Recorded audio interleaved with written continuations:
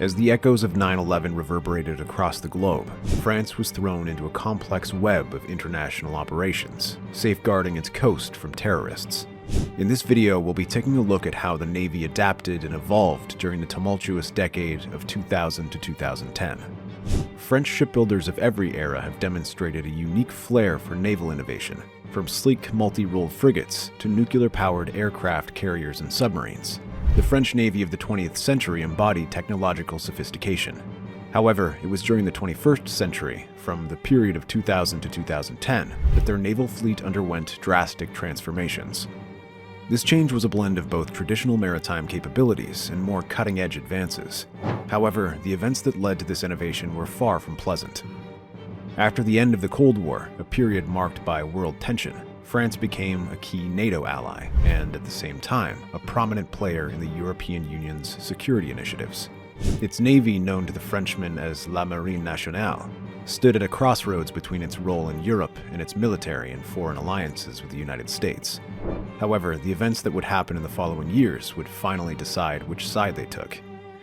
It all began on September 11, 2001, when 19 terrorists from the notorious Islamic extremist group al-Qaeda hijacked 4 commercial airplanes and carried out coordinated attacks in the United States.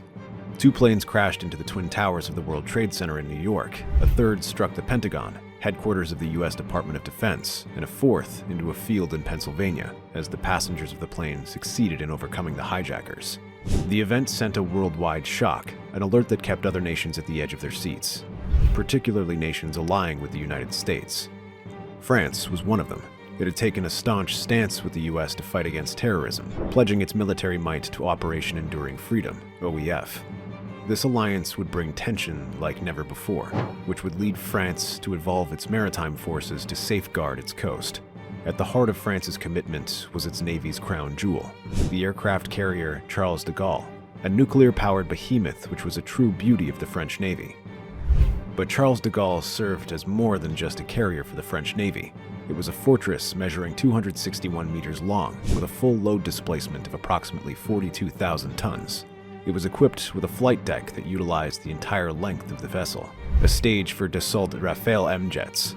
The deck also featured 2 C-13 steam catapults, each capable of launching aircraft weighing up to 25 tons. During the early 2000s, the aircraft carrier Charles de Gaulle was officially a flagship for the French Navy. Therefore, it participated in several missions, most notably the operations in Afghanistan as part of the NATO-led International Security Assistance Force, ISAF. Its presence was prominent in the Mediterranean for security and peacekeeping operations. On November 21, 2001, France sent Charles de Gaulle to the Indian Ocean in support of Operations Enduring Freedom against Taliban-controlled Afghanistan. The operation marked a significant moment in history committed to putting an end to the global war on terror. Charles de Gaulle's arrival in the theater of that operation was indeed a game-changer. Its state-of-the-art capabilities and formidable air wing provided crucial support to coalition forces. It was a carrier to Superintendent and Rafale fighter jets, which conducted numerous airstrikes against Taliban and al-Qaeda targets, dismantling their training camps and paving the way for the Northern Alliance's advance, all of which eventually led to the fall of key cities like Kabul and Kandahar, and subsequently the collapse of the Taliban regime in 2002. As the calendar turned to 2003, the aircraft carrier's role evolved. In June of that year, the Charles de Gaulle patrolled the Arabian Sea, its decks now home to the cutting-edge Rafale Fighters 5. Despite its impressive capabilities, the Charles de Gaulle was not without flaws. The carrier faced several challenges that tested its crew's resolve. While it provided extended range and endurance, the ship's nuclear propulsion system had severe maintenance issues that occasionally sidelined the vessel. Also, its relatively smaller size than American supercarriers meant that flight deck operations were constrained. Moreover, Charles de Gaulle's design made it less stable in rough seas, a factor that sometimes hampered flight operations in adverse weather conditions. These limitations occasionally forced the carrier to seek calmer waters, potentially affecting the French Navy's presence in some areas of operation. Despite these setbacks, Charles de Gaulle's contribution to the Operation Enduring Freedom are undeniable. Its proficiency in the French Navy captured headlines and would do more in the following years. However, it was not the only warship employed in France's fight against terrorism. Although France never saw any direct warfare between 2000 and 2010, that's not to say there was no trouble brewing on the horizon. With a steadfast eye, the French Navy's array of battleships and frigates was tasked with the delicate mission of protecting the borders from looming threats of piracy, trafficking, and the resurgence of extremist groups. During this period of what would seem to the unknowing eye as peace, the French Navy quietly made significant advancements in developing its fleet. More focus was placed on modernizing the Navy by introducing cutting-edge technologies to enhance defensive and offensive operations. Among their innovative ideas was the construction of the Barracuda-class submarines, which were welcomed into the Navy in 2005. This submarine class was designed purposely for versatility in rough and calm waters, but more importantly, they were built for stealth. Their hulls were crafted from advanced composite materials and special steels that minimized their acoustic signature, allowing them to operate undetected in hostile waters. At approximately 99 meters in length, it displaces around 4,700 tons on the surface. They could dive to depths exceeding 350 meters and travel over 25 knots, making them formidable opponents beneath the waves. For offense, the Barracuda subclass was armed with impressive weaponry, featuring 4 533mm torpedo tubes capable of launching F-21 heavyweight torpedoes and Exocet SM-39 anti-ship missiles. However, what truly set the Barracuda apart was its strike capability, enabled by the MdCN, Missile de Coursière Naval, Cruise Missiles. These missiles could be launched underwater, allowing the submarines to engage land targets hundreds of kilometers away without revealing their position. But despite these enormous advantages, the submarine class was not without its shortcomings. The design of the Barracuda-class sub was highly ambitious, which meant some systems were still in development, even as operational demands across the Atlantic increased. Integrating the sub's cutting-edge technology led to delays in deployment schedules, which hindered its readiness during critical periods.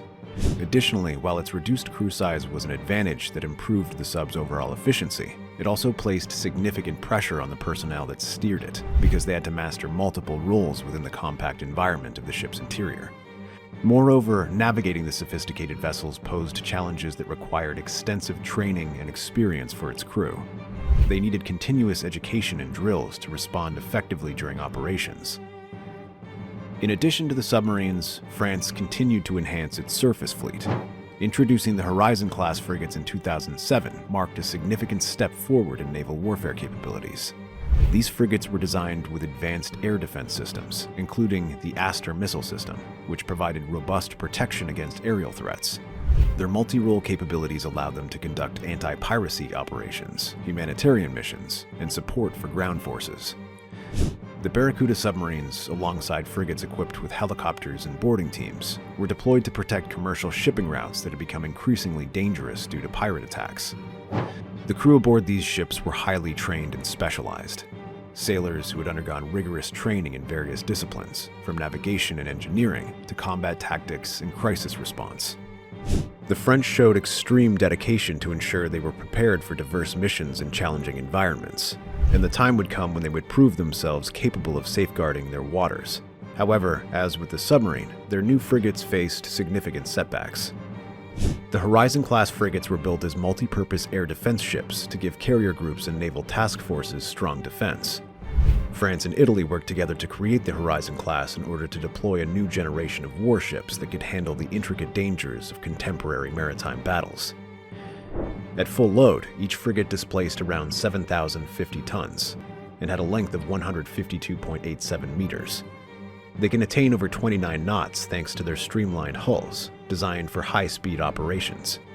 These frigates, which have a range of more than 7,000 nautical miles at cruising speeds, could endure lengthy deployments thanks to their CODOG system, which combines gas turbines and diesel engines. For carrying out lengthy missions without periodic resupply, this endurance was essential.